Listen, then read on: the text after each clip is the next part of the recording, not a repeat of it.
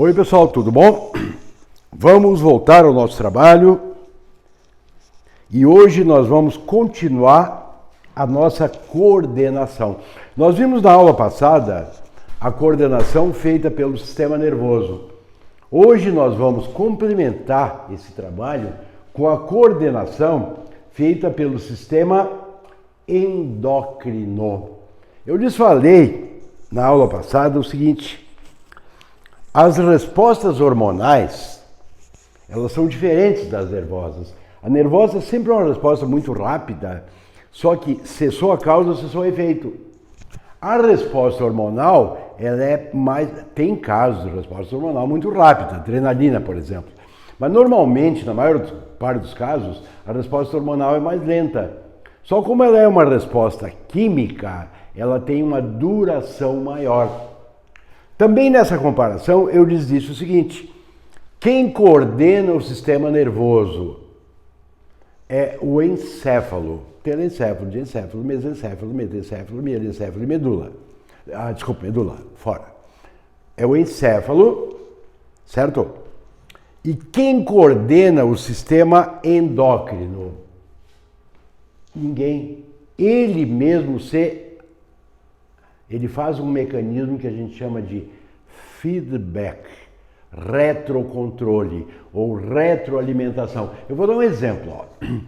A hipófise, ela também é chamada de glândula mestra ou glândula maestro, porque ela orienta as demais glândulas ou porque ela rege, ela é o maestro das outras glândulas. E ela coordena através de hormônios. Então, a hipófise tem um hormônio que ela manda para o sangue e que vai atuar sobre a tireoide. Aí a tireoide responde à hipófise com outro hormônio. Conforme as quantidades de um e de outro hormônio, ocorrerá o feedback, o retrocontrole. Vou usar nomes, mas sem se preocupar por enquanto com isso, mas é só para a gente ter uma ideia boa.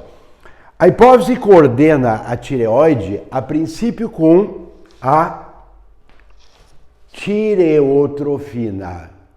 Porque às vezes, cuide de uma coisa, pessoal, quando tu ouve o nome do hormônio, tireotrofina, será que é da tireoide? Não, pessoal, todas as trofinas são da hipófise. Mas por que tireotrofina? Porque é um hormônio da hipófise que atua sobre a tireoide.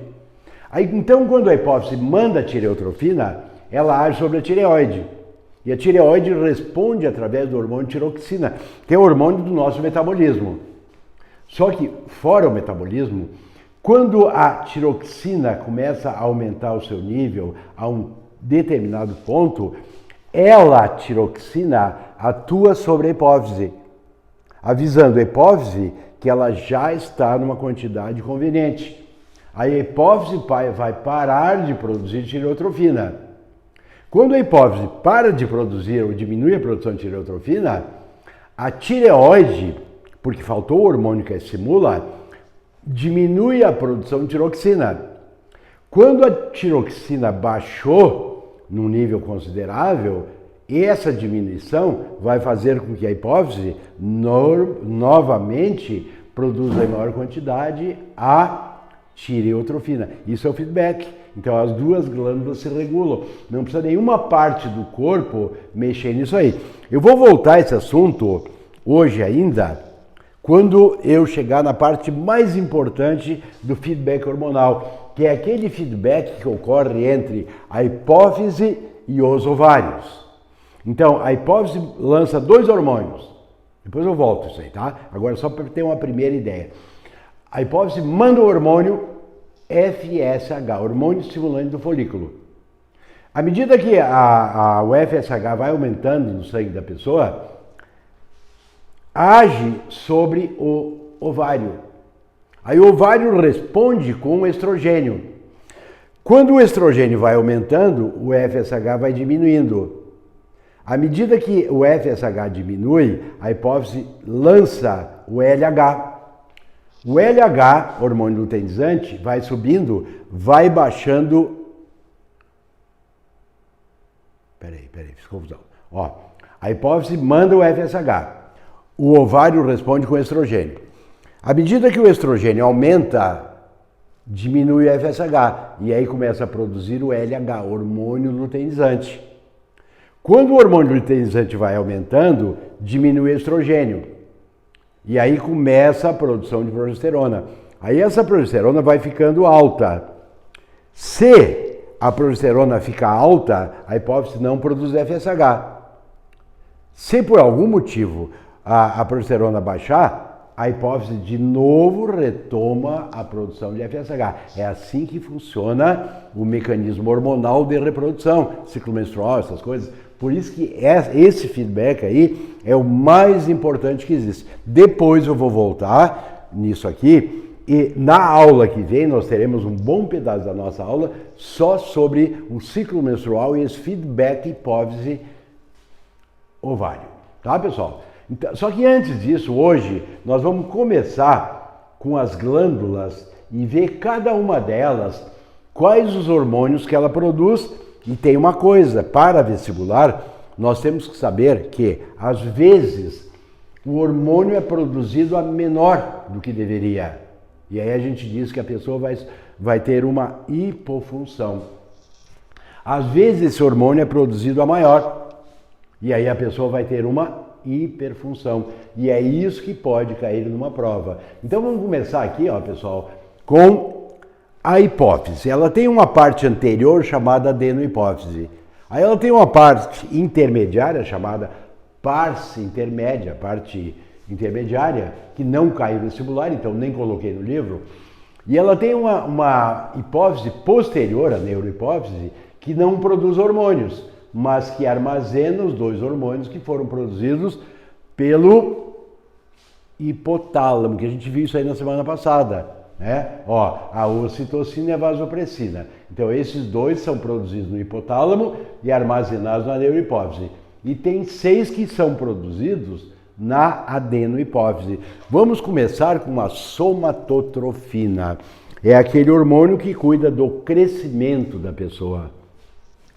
Então veja o seguinte, ó, se a pessoa produzir esse hormônio em menor quantidade do que deveria, ela não vai crescer o suficiente. E aí ela vai ter um problema que a gente vai chamar de nanismo.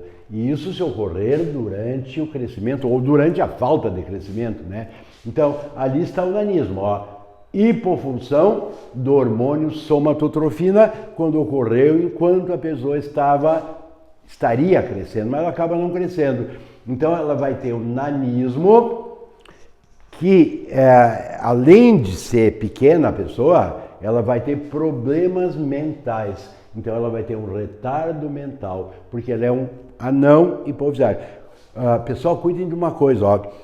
Existem vários tipos de anões. Os 2 mais conhecidos, mais importantes, são o nanismo hipofisário, que é esse que eu estou falando para vocês, que o cara é baixinho e retardado mental, e tem o nanismo acondroplásico, que é aquele anãozinho que a gente chama de anãozinho de jardim. Aquele anão, desculpa, não é brincadeira, muita gente usa essa expressão, anãozinho de jardim, aquele anãozinho os 7 da Branca de Neve, sabe, que são pequenininhos, só que o anão acondroplásico, ele não tem retardo mental, aquilo ali é uma característica hereditária, então são bem diferentes os 2 anões, tá? Então, tem o anãozinho que não é retardado mental, que é normal em termos mentais, tá? E tem o anão hipofisário, esse é retardado mental.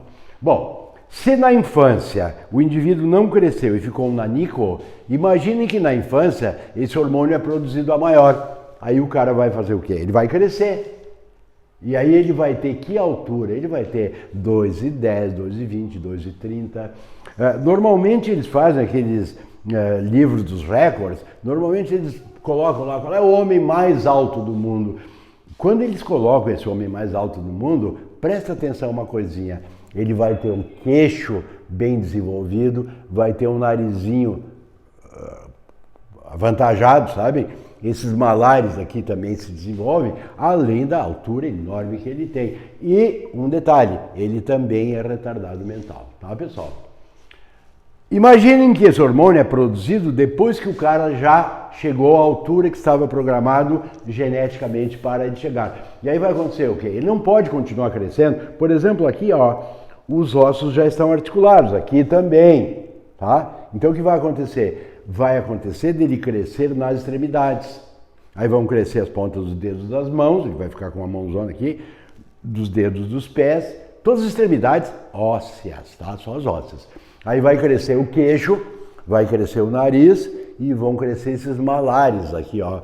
E aí a pessoa vai ter uma doença que nós chamamos de acromegalia, acros, extremidade, megalomania de grandeza. Então ele vai ter mania de grandeza das extremidades, tá? Ele vai ser uma pessoa aparentemente normal, ele vai ser um pouquinho alto, né?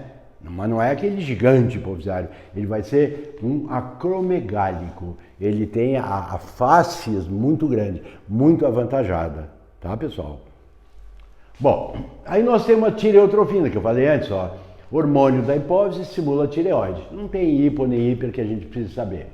Adrenocorticotrofina estimula as suprarrenais. Não tem hipo nem hipo que possa cair no vestibular. Prolactina é o hormônio que cuida da produção do leite. Só que cuidem bem, pessoal. Vocês devem lembrar de algum conhecido, alguma conhecida sua, que estava grávida. E aí ela não era muito avantajada em termos de peitinho. Aí quando ela engravida, não é que tu vai ter essa disponibilidade para olhar e tal, mas tu vai até notar que os peitinhos começam a desenvolver um pouquinho, porque ela começa a acumular leite. Então isso aí é feito pela prolactina.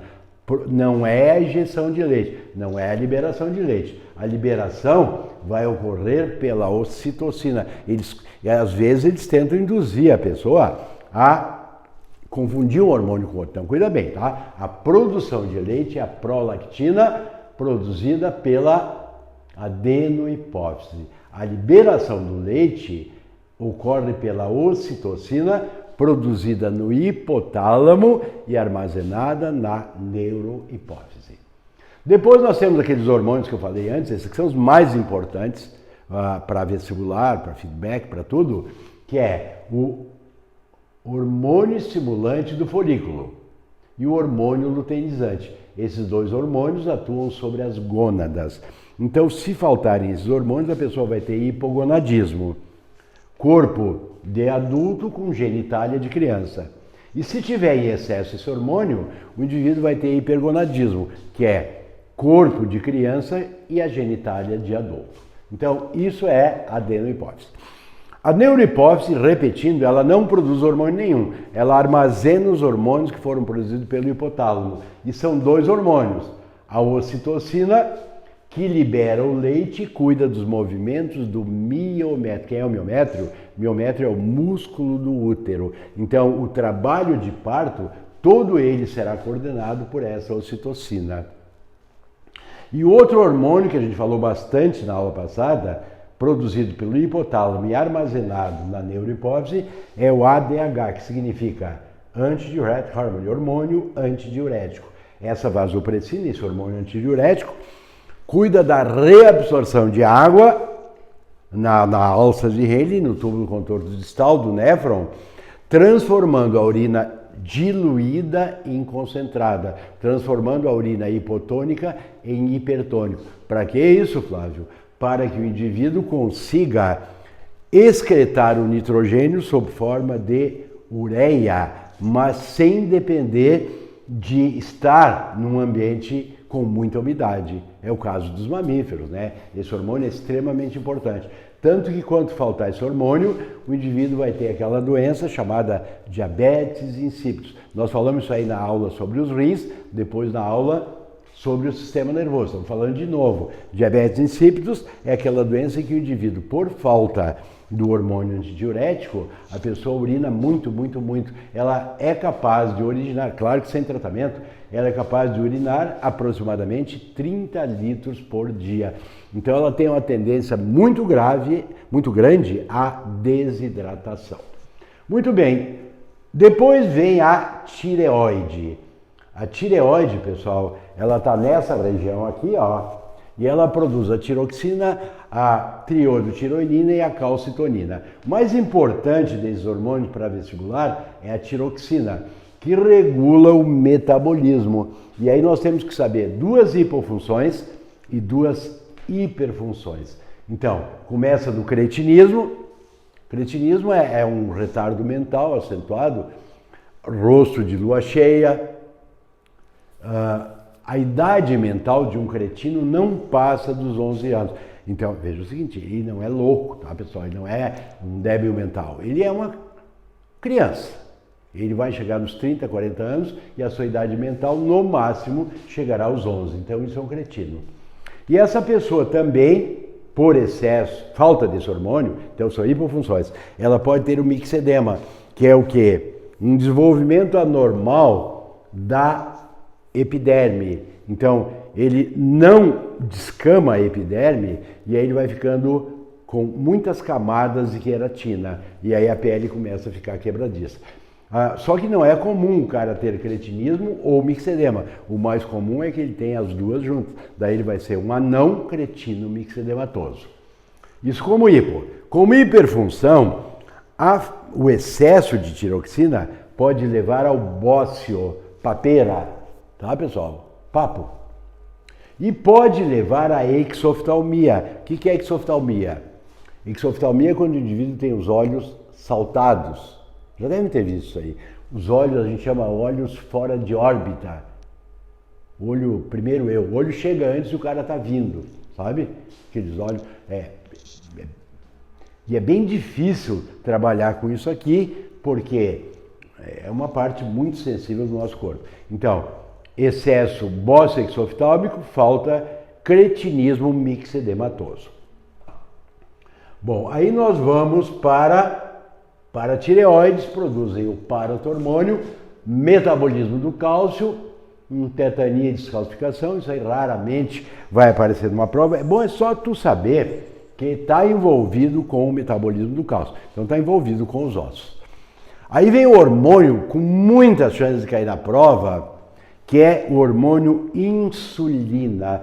Nós vimos isso aí, pessoal, quando estudamos os transgênicos. A insulina foi o primeiro transgênico importantíssimo produzido em laboratório e resolveu o problema de muitos hemofílicos, muitos indivíduos que têm diabetes, tá? Diabetes mellitus. Mellitus é doce, aquela pessoa que tem excesso de açúcar no sangue e, consequentemente, excesso de açúcar na urina.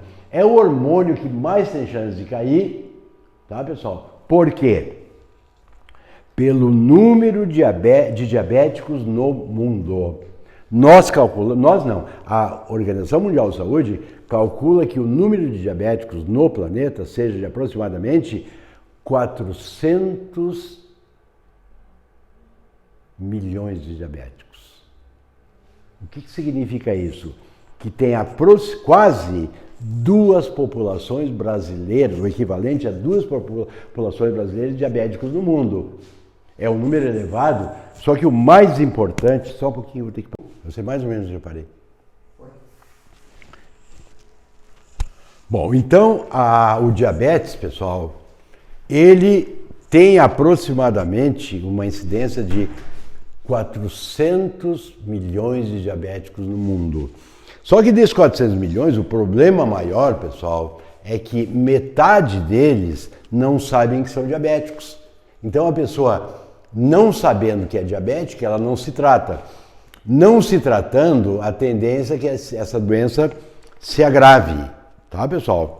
Então, por isso que o diabetes é extremamente importante numa prova de vestibular. Então, olha aqui, ó. Insulina transforma o excesso de glicose em glicogênio. O glucagon, ele faz o contrário, ele transforma o glicogênio em glicose à medida que a pessoa vai gastando a glicose. Então, para não ficar com falta de glicose, o glucagon faz o inverso. Então, a transformação da glicose em glicogênio é chamada de glicogênese. A transformação de glicogênio em glicose é a glicogenólise. São fenômenos contrários, tá, pessoal? Então, quando a pessoa tem excesso de glicose, insulina. Quando a pessoa está com falta de glicose, é o glucagon. Falta de insulina leva ao diabetes melito, que é aquele caso que nós temos 400 milhões de pessoas. Esse diabetes é o diabetes do tipo 1. O outro diabetes é aquele diabetes que ocorre quando? Quando a pessoa está com uma determinada idade, quando a pessoa tem hábitos sedentários, certo? Quando ela é muito gordinha, né? Então aí ela pode ter problemas com o diabetes do tipo 2, que pode, então, ser prevenido. Agora, a cura já é mais complicada, né, pessoal? Então, o que se recomenda para vocês que são jovens, estarem sempre com o controle da sua glicemia, da sua taxa de glicose no sangue. Bom, aí nós temos o córtex da suprarrenal, depois vem a medula. O córtex, pessoal, produz os corticoides. Corticoides que atuam sobre os minerais, sobre os glicídios, sobre os lipídios.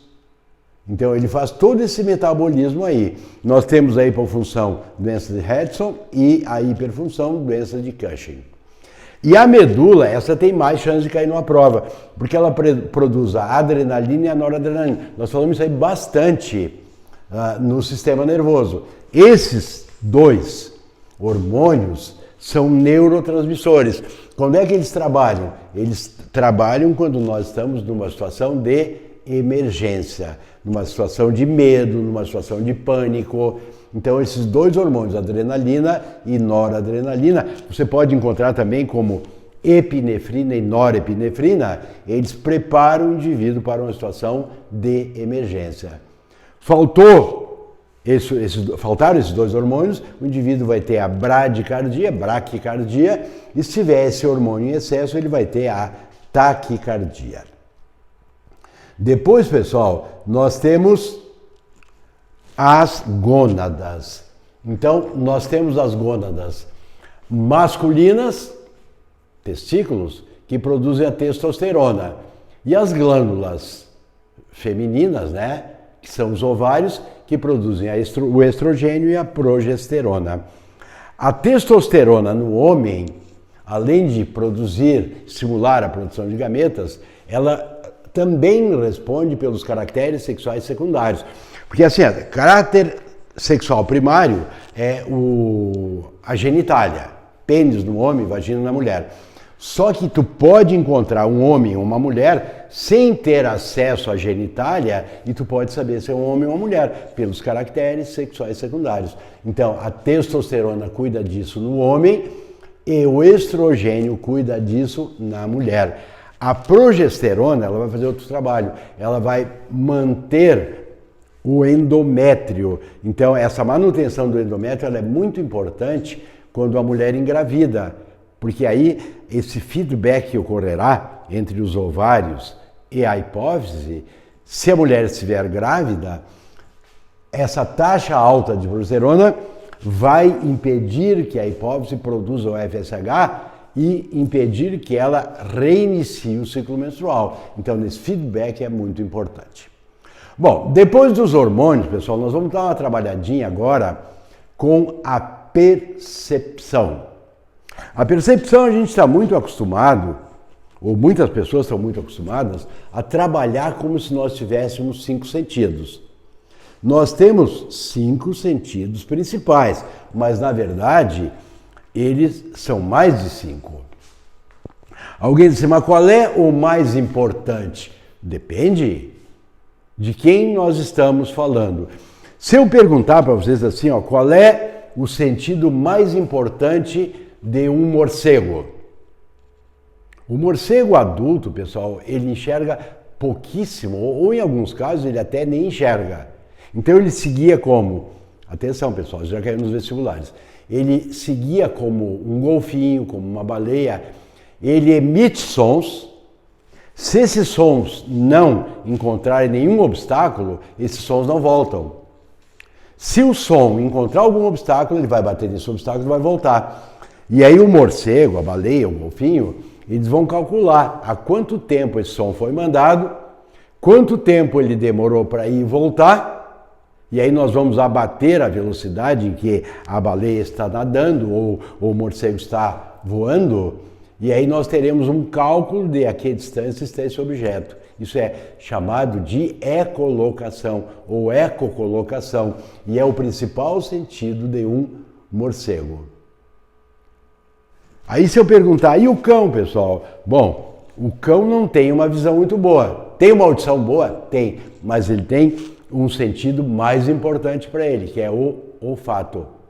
E aí tu vai e continua procurando. Uma cobra ouve bem? Pô, nem orelha tem, né? Ah, mas ela tem uma boa visão. Não, porque a cobra tem a córnea cristalizada.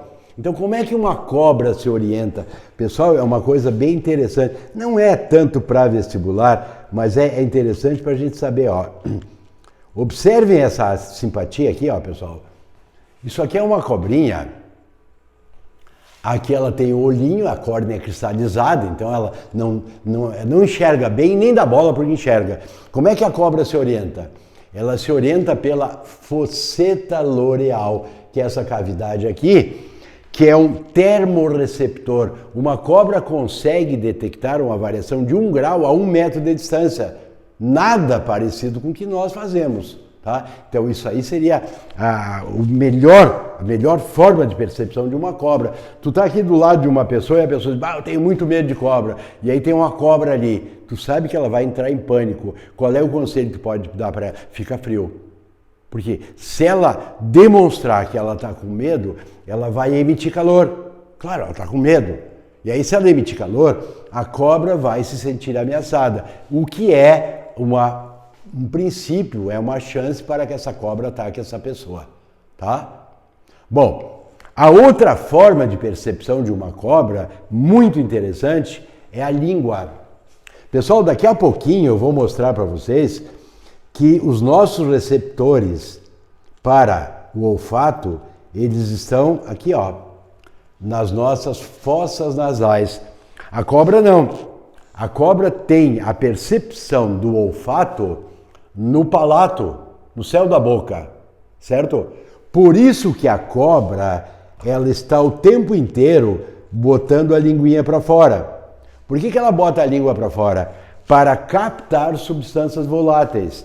No momento que ela pega gases, né? No momento que ela pega substâncias voláteis, ela recolhe a língua e leva aquela substância que ela captou do ambiente para o céu da boca. E aí ela vai perceber que substâncias voláteis estão ao seu redor. Então eu diria assim, ó, que a cobra tem muito bem desenvolvido o seu tato. Ah, mas ela não tem mão. Não precisa ter mão para ter tato. Tu tem tato aqui na face, tu tem tato nas costas, tato nós temos em todo o revestimento do nosso corpo. Claro que as melhores partículas táteis estão nas nossas mãos. Agora, entre as costas e o rosto, tu vai ter muito mais partículas táteis no rosto do que nas costas. E vai ter muito mais na mão, claro. Tá, pessoal? Então a cobra tem um bom tato, mas o principal sentido dela é a percepção do calor, a termorrecepção e o olfato, que o olfato é isso, que ela usa a língua e o céu da boca para captar as substâncias voláteis. Bom, vamos voltar lá então. Ainda aqui, ó, na percepção dos invertebrados, eu vou chamar a atenção de vocês para a percepção do siri, dos quinidários, dos moluscos. Ele tem uma estrutura muito interessante chamada de estatocisto. O estatocisto é uma câmara que quando um siri, por exemplo, é jovenzinho, essa câmara está vazia. E ele tem muitos cílios ao redor dessa câmara. E esses cílios são para serem impressionados, são estímulos tácteis, né? Então, quando o sirizinho é novo, ele lança grãozinhos de areia para dentro do estatocisto. E aí, biólogo, como dá nome para tudo, eles chamam de estatólitos, aqueles grãozinhos de areia que ficam dentro do estatocisto. Aí o siri, quando jovem, eu vou mostrar para vocês assim, uma representaçãozinha. Ó. Imagina que tu tem aqui o estatocisto. Ó. Aqui estão os cílios, E esses cílios estão ligados a neurônios e ao sistema nervoso do siri. Aí o siri, quando é jovenzinho, ele percebe qual a posição ideal daqueles grãozinhos de areia em relação à gravidade. Aí, como esse siri está no mar, o movimento da maré mobiliza esse siri e mobiliza o estatocisto também. E aqueles grãozinhos de areia modificam o seu lugar conforme o movimento das marés. Quando o estatólito começa a impressionar esses cílios aqui, ó, o siri percebe que não está na sua posição ideal. Aí ele começa a se mexer até voltar à posição ideal. Um grupo de biólogos fez uma experiência bem interessante. Interessante para os biólogos, não para o siri. Eles retiraram o estatólito, os cristalzinhos, os grãos de areia, e botaram ele em malhas de ferro, que também obedece à lei da gravidade. Aí eles fixaram um ímã no dorso do siri. Esse ímã atrai o ferro. Aí o ferro vinha aqui, atraído pelo ímã. E o siri julgou estar de cabeça para baixo. Aí o siri se virou, só que o ímã estava preso.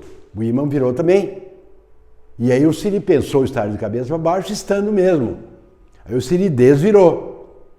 E aí o ímã desvirou também. E aí esse siri está até hoje, chamam de peão, né? Porque ele não vai parar nunca, porque esse é o sistema de coordenação dele. Tá, mas Flávio, o que nós estamos falando disso se eu não sou um siri? Ah, mas é que nós temos no nosso ouvido interno, depois eu vou voltar a esse assunto. Aliás, vou falar agora. No nosso ouvido interno, pessoal, nós temos os 3 canais semicirculares. Esses 3 canais semicirculares são os encarregados da percepção igual aos estatocistos dos quinidários, dos moluscos, dos crustáceos. Então aqui estão os nossos 3 canais semicirculares, ó. Um tem um sentido, o outro tem outro sentido e o outro tem outro sentido. Quer dizer, largura, comprimento e altura.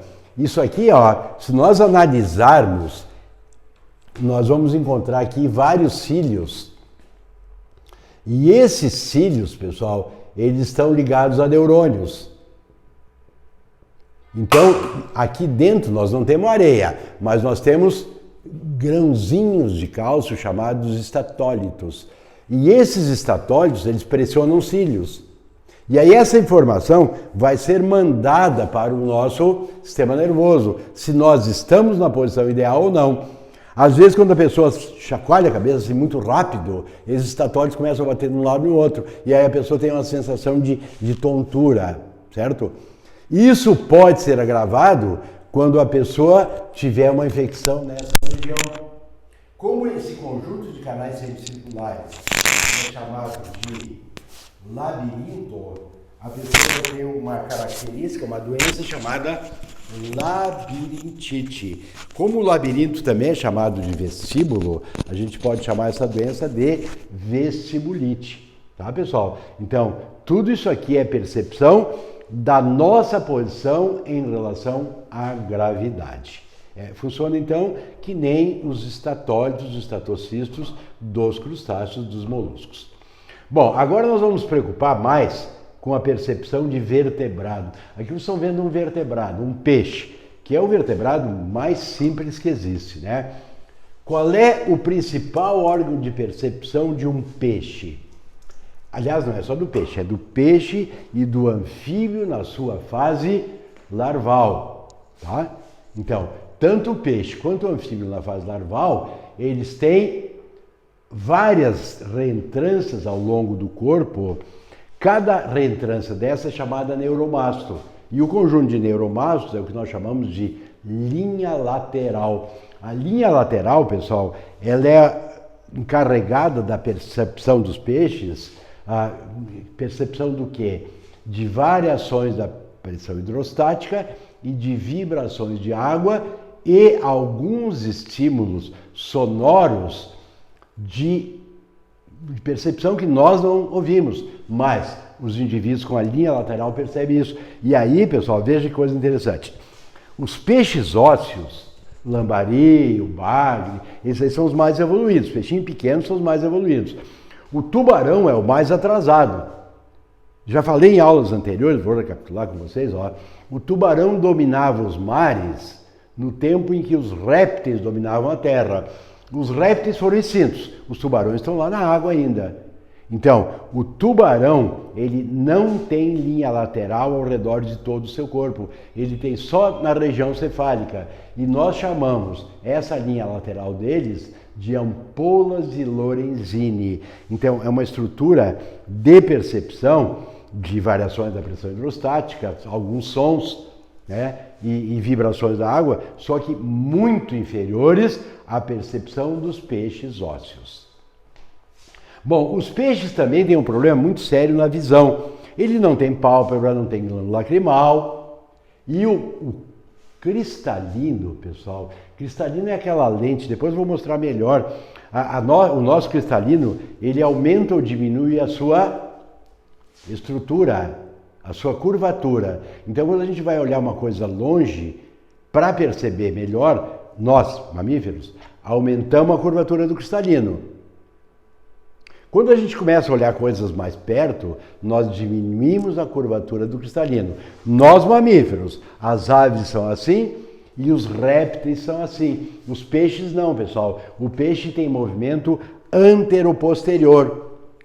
O cristalino do peixe e do anfíbio, ele vai para frente e vem para trás conforme a distância daquilo que ele está observando.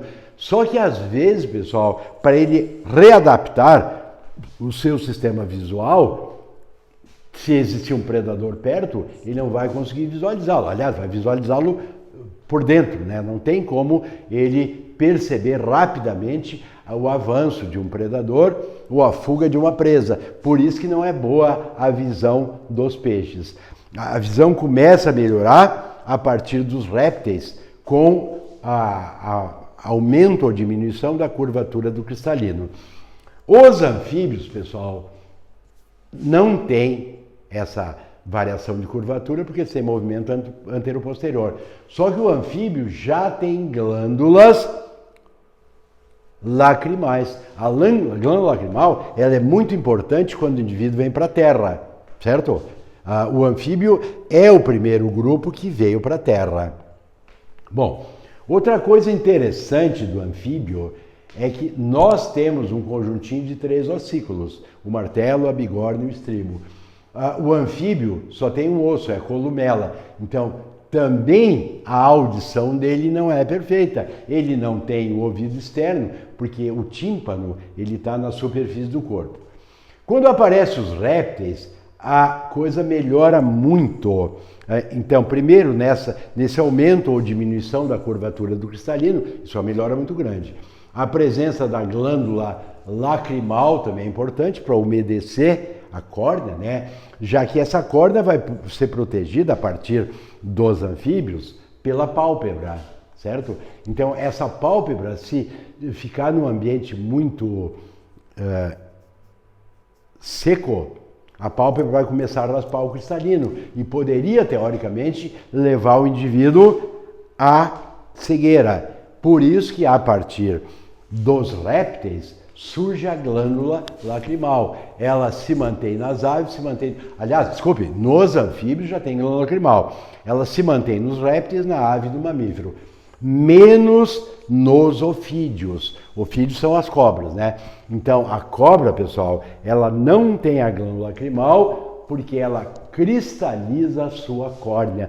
Então, quando você olha nos olhos de uma cobra, dá a impressão, ela está mal intencionada, aquele olhar assim, vai ter alguma atitude mais séria em relação a nós. Na verdade, não tem nada disso, né? A cobra não está te olhando porque ela está mal intencionada. A cobra nunca está mal intencionada.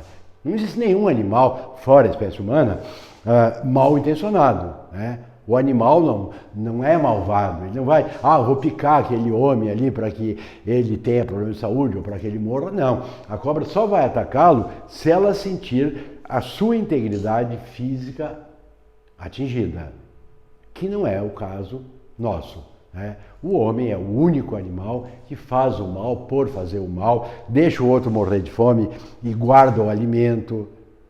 Bom, não vamos nem nos comparar com os bichinhos, que esses bichos são extremamente bondosos em relação a nós humanos. Ah, mas eu sou diferente. Todos nós somos diferentes, mas no fundo a gente é a mesma coisa.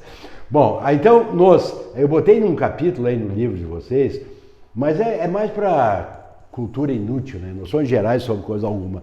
Eu botei como diferenciar uma cobra venenosa de uma não venenosa. Ah, primeira coisa, tu olha nos olhos dela. Não olha nada. Eu não gosto de ser capaz de tu achar uma cobra. Ah, mas se não for venenosa, não interessa. Na dúvida, vai embora. Mas eu botei ali, de repente, né? Pode alguém querer saber isso aí. A cabeça normalmente é triangular, da venenosa, e ovalada quando ela não venenosa. Isso aí não vale para todos. Por exemplo, a coral tem a cabeça arredondada, e ela é uma das mais venenosas que existe no Brasil. A escama nas venenosas, placas na não venenosa. A pupila da venenosa, ela é vertical. A não venenosa é circular, é redonda. Só que, de novo, a coral não tem a pupila vertical, ela tem pupila arredondada. A cauda afila bruscamente na venenosa e lentamente na não venenosa. O animal peçonhento, ele tem mais hábitos noturnos. Se tu encontrar, por exemplo, uma coral de dia, é sinal de que ela não está no seu ambiente natural ou é uma coral não venenosa. É uma coral que está se protegendo através do mimetismo. A fosseta, que eu falei antes, que é a percepção de variações de calor, ela é normal nas venenosas e ausente nas não venenosas. Aqui eu botei um capítulo sobre os tipos de soro. Aí eu tô meio que fazendo uma anti-homenagem à UX, né? Que uma vez colocou numa prova assim, ó, uma pessoa foi picada por uma aranha marrom. O que ela deve tomar? Soro ou vacina? É evidente que é soro, né? Agora daí no gabarito vinha, nas opções vinha soro anticrotálico, antibotrópico, antielapídico, antiloxocélico. Então o nosso aluno teria que saber que o nome da aranha marrom é Loxosceles. Então, para nos defendermos de uma picada de de aranha marrom, nós temos que usar o soro antiloxocélico, o que é um absurdo um aluno de segundo grau decorar os diversos tipos de soro. Não tem cabimento, mas tem algumas universidades que também não tem muito cabimento ao elaborarem as suas provas, né? Coisa da nossa UX aqui. Tem melhorado. Pode que um dia seja um dos melhores vestibulares do Rio Grande do Sul. Que a gente diz até com uma certa mágoa, né? Tu pega os vestibulares da UPF, né? Que é uma universidade, não é assim uma URGS, não é uma PUC, mas é uma universidade boa. Mais ou menos como a UX, talvez um pouquinho melhor que seja. Só que o vestibular da UPF é um vestibular dos mesmos padrões da URGS. O vestibular de Caxias, olha, já teve situações lamentáveis. Por exemplo, essa do soro antiloxocélico, né? Bom, nós vamos para mais sentidos. Gustação. O gosto. Onde é que nós temos o gosto? O gosto nós temos na boca, na língua, nas laterais da boca, no céu da boca e na faringe.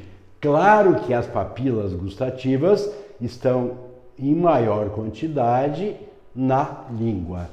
E isso aqui caiu uma vez no vestibular nos últimos 48 anos, aonde cada sabor é percebido melhor na língua. Então, o doce é na ponta da língua, nas laterais anteriores o salgado, nas laterais mediana o ácido e na parte posterior o amargo, certo? Mas isso aí eu não nem daria muita bola, né? Bom, o sabor, pessoal, é para perceber substâncias salgadas, doces ou gasosas. Bom, o sabor nós percebemos das substâncias líquidas. Então, quando a gente come alguma coisa, esses sólidos, eles serão umedecidos. E uma vez umedecido, nós perceberemos o gosto. Tá, pessoal? Nós não percebemos nada no gosto de substâncias voláteis nem de substâncias sólidas. Só que a substância volátil, pessoal, ela é captada pela olfação. E veja bem, ó, a olfação e a gustação, elas trabalham basicamente em conjunto. Essa olfação, ela é feita aonde? Aqui, ó,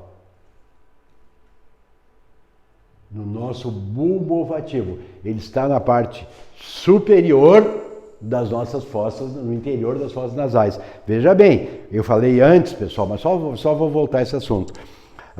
Essa olfação nas cobras venenosas, esse bulbo olfativo, ele estaria no palato, estaria no céu da boca. E em nós que está nas fossas nasais. Agora, veja bem, ó, pessoal, quando a pessoa tem uma gripe, por exemplo, ela perde a sensação da olfação. Só que ela perde também o paladar, de onde nós podemos concluir que o paladar e a olfação estão sempre associados. Bom, aí nós temos mais um sentido. Eu diria para vocês assim, em termos de vestibular, esse é o que mais tem chance de aparecer numa prova, que em nós a visão é o sentido mais importante. Quer ver uma coisa, pessoal? O cão enxerga bem? O cão até enxerga bem, embora ele não tenha a mesma percepção de cores que nós temos. Só que o cão, ele não dá muita importância para aquilo que ele enxerga. Por quê? Porque ele tem uma audição bem mais desenvolvida que nós. Porque a orelha do cão, em muitos casos, ela ainda é móvel. Tá, pessoal? E o olfato do cão é algo assim fabuloso, comparando conosco. O número de partículas que estão ali para captar o olfato é muitas vezes maior do que o nosso. Bom, a nossa visão, pessoal, aqui vocês estão vendo um olho de lado.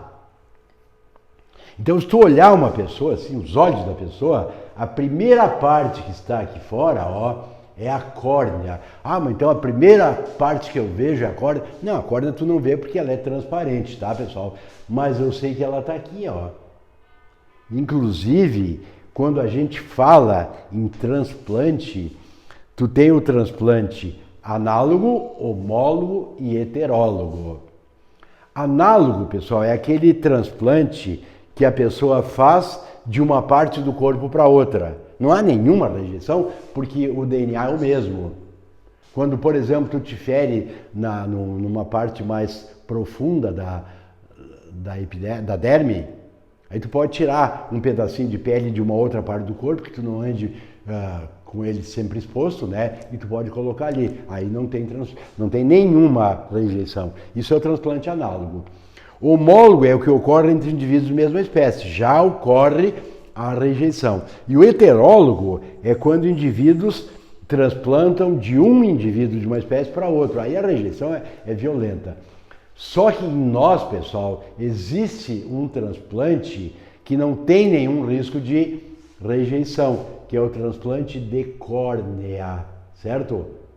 Então, a córnea, ela é não celular, então ela não gera o mecanismo de rejeição. Então, pode fazer transplante de córnea, sim, como tu quiser. Ah, mas eu tenho, um cara está precisando de córnea, ele não enxerga, eu queria fazer alguma coisa por ele. Dá uma das suas córneas, né? Tá? Porque tem córnea nos dois olhos, não precisa dos dois, o melhor é os dois, né? Porque tu vai usar o nariz como referencial e vai ter cálculo de distância das coisas. Quer ver? Isso aí já questionaram em provas.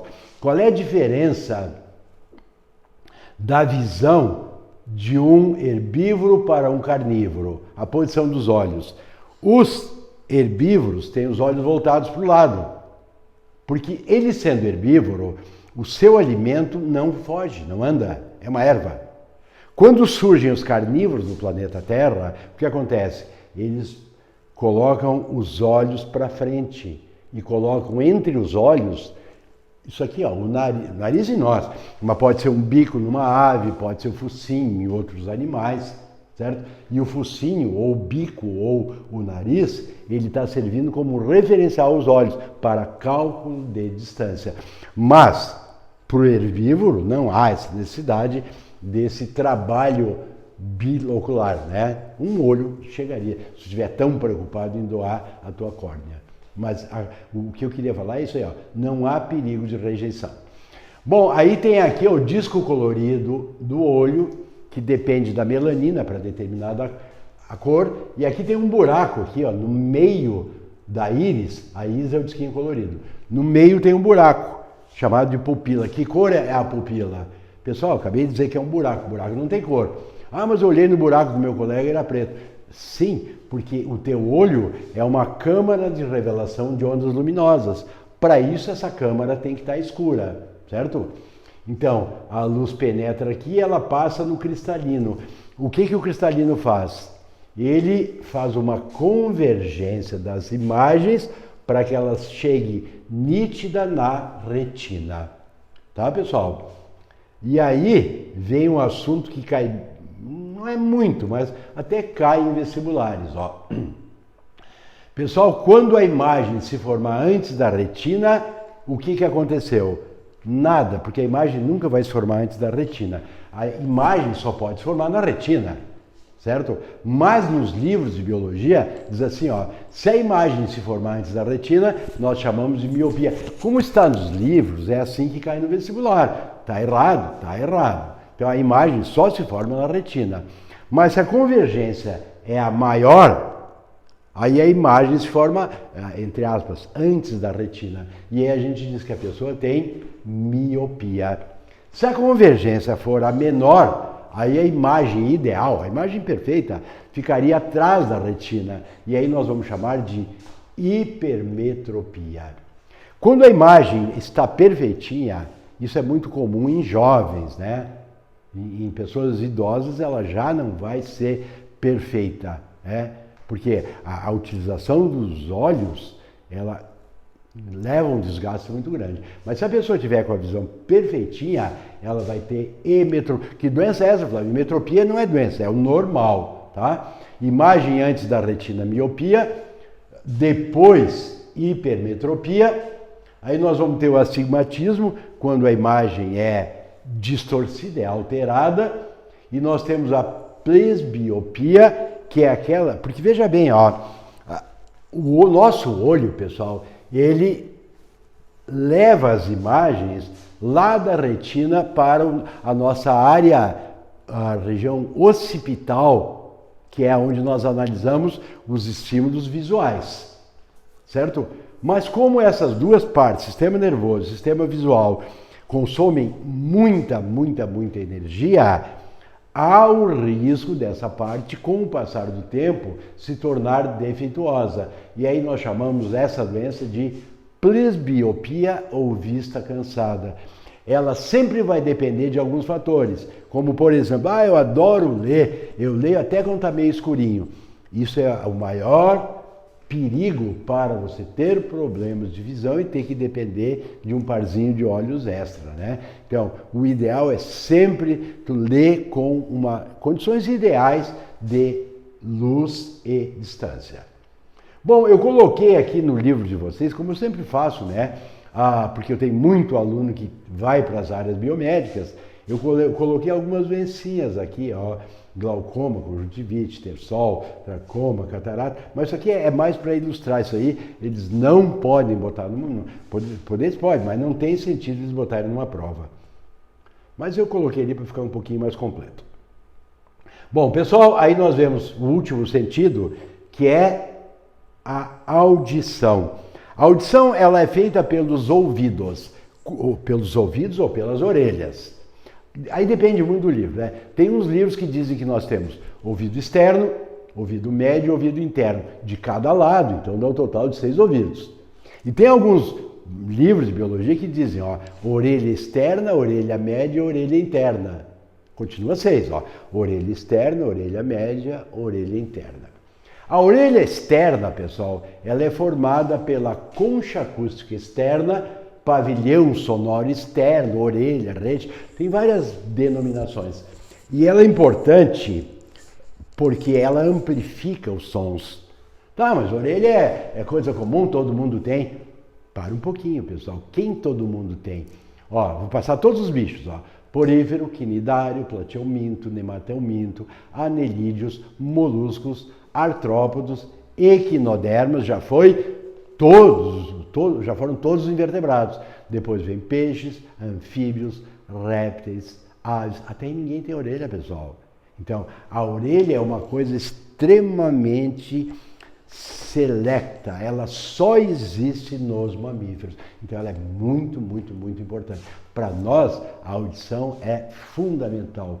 Eu poderia dizer assim, ó, logo depois da visão, nós temos a audição, de uma forma geral.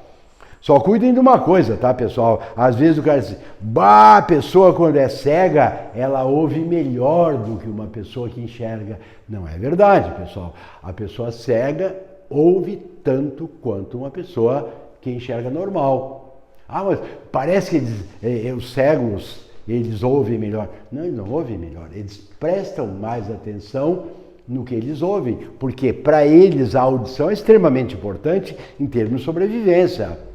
Pessoal, vejam o seguinte, ó. A luz visível, quando nós decompomos um prisma, a luz visível vai dos 3.900 angstroms até os 7.600 angstroms.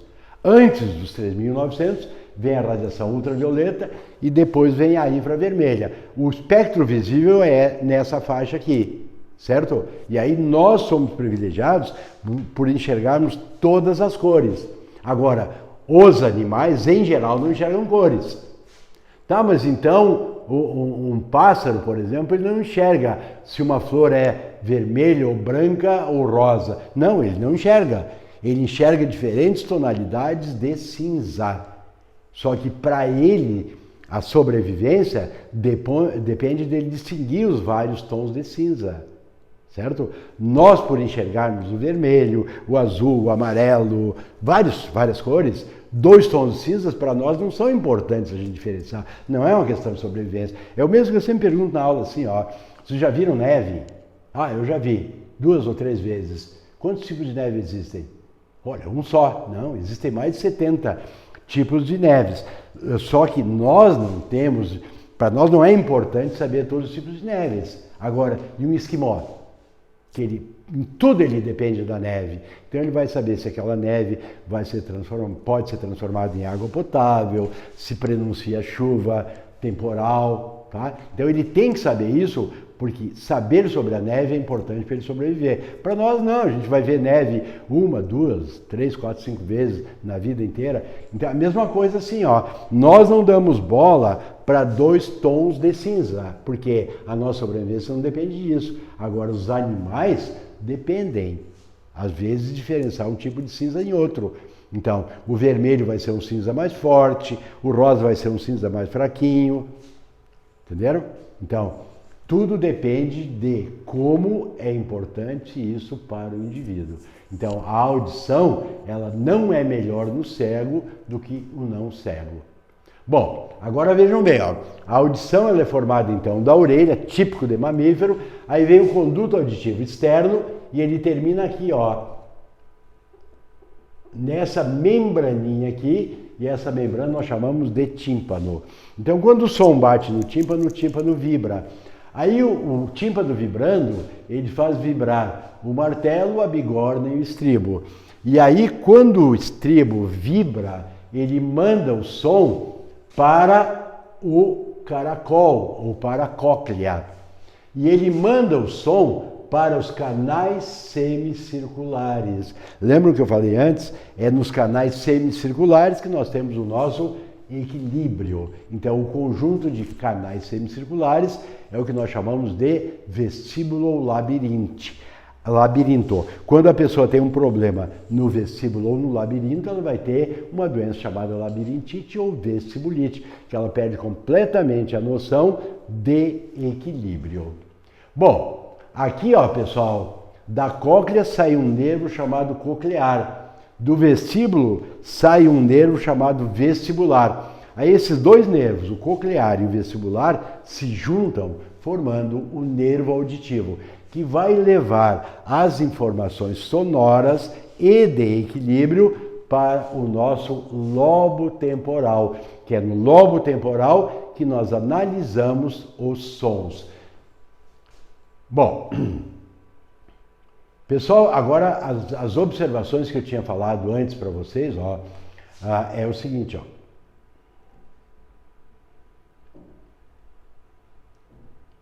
O morcego, ele, quando jovem, ele enxerga um pouco. Quando adulto, ele enxerga muito menos ou talvez quase nada.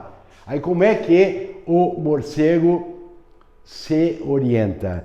Ele se orienta, inclusive o homem inventou um aparelho que é baseado na percepção dos morcegos. Não é o radar, tá, pessoal? É o sonar. O que é o sonar? O sonar funciona assim, ó. Eu já expliquei antes, eu acho. O morcego emite um som que, se não encontrar nada, esse som segue. Se encontrar alguma coisa, ele volta. Quando ele volta, ele dá uma ideia para o indivíduo quanto tempo ele demorou para ir e voltar, a que velocidade ele está andando, e aí o morcego vai subtrair o voo dele e vai calcular com perfeição a posição de um inseto em movimento em pleno voo, tá? Então, isso aí a gente chama de ecolocação ou ecocolocação. Esse sentido ocorre no morcego, ocorre na baleia, ocorre no golfinho. Como já caiu na URGS, na UFSC, já caiu o morcego, então a baleia, inclusive em Santa Catarina, a baleia aí cai como uma luva, né, numa prova de vestibular, porque a baleia também usa a ecolocação ou a ecolocação. Bom, aqui eu vou voltar, ó. Aqui nós temos o labirinto ou o vestíbulo. Então vocês notem que cada um dos canais semicirculares, aqui pela figura nós não teríamos como perceber que nós estamos diante de 3 dimensões, né? Então nós temos, vou fazer assim, ó, um canal semicircular assim, o outro canal semicircular assim e o outro canal semicircular assim. Então, ali dentro dos canais semicirculares, nós desde a mais tenra infância, nós temos ali cristais de cálcio chamados otólitos. Nós aprendemos, quando somos muito jovenzinhos, qual a posição ideal desses otólitos em relação à nossa posição, em relação à gravidade. E aí, quando a gente faz um movimento brusco qualquer, esses otólitos começam a trocar de lugar. E à medida que eles trocam de lugar, eles nos dão a sensação de tontura, certo? E aí, até que eles se acomodem, a pessoa perde um pouquinho a sua orientação em relação à gravidade, certo? Se essa percepção for afetada de uma maneira contínua, o indivíduo vai ter aquela doença que nós chamamos de labirintite ou vestibulite. Daí que a pessoa perde a sua relação, a sua orientação em relação à gravidade. É uma coisa extremamente grave, principalmente para o motorista, e principalmente o motorista da nossa cidade, né? Porque andar no trânsito de Caxias com os ônibus da Visat, tu tem que estar com os canais semicirculares perfeitos. Ainda assim é perigosíssimo, né? Pessoal, então, deixa eu só voltar uma coisinha aqui que eu não insisti o suficiente. Eu quero voltar uma coisinha da visão aqui para vocês, ó. Aqui, ó, na nossa retina, nós temos 2 tipos de corpos. Nós temos os cones e os bastonetes. Os cones, pessoal, eles são de 3 tipos.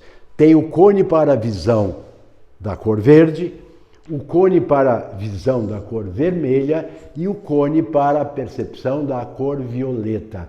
Das diferentes combinações desses 3 tipos de cones, nós temos todo o espectro visível. Algumas pessoas têm problemas nos cones para verde, algumas pessoas têm problemas no cone para vermelho e algumas pessoas têm problemas nos dois cones. Tá? E a gente chama essa doença, isso aqui de uma maneira bem simplista, né? Nós chamamos essa doença de daltonismo, certo?